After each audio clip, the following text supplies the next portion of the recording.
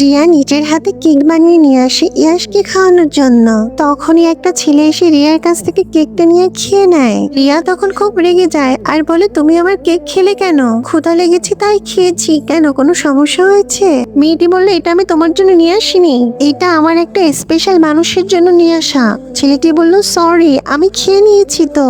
এটা শুনে ক্লাসের সবাই হাসতে শুরু করে। তখন মেয়েটি ভীষণ রেগে যায়। মেয়েটির কাছে ছেলেটি আবার আসে, এসে বলে, তোমাকে আমার ভালো লেগেছে, তুমি কি আমার জীবন সঙ্গী হবে? মেয়েটি বলে, অসম্ভব, আমি একজনকে পছন্দ করি। এটা বলে মেয়েটি ক্লাসরুমে চলে যায়। মেয়েটার বান্ধবী বলে, ওই দেখ ইয়াশ, কালকে ওদের বাস্কেট চ্যাম্পিয়ন আছে। ইয়াশ আর ঈশানের মধ্যে বাস্কেট প্রতিযোগিতা হবে, ইয়াশকে সবাই পছন্দ করে।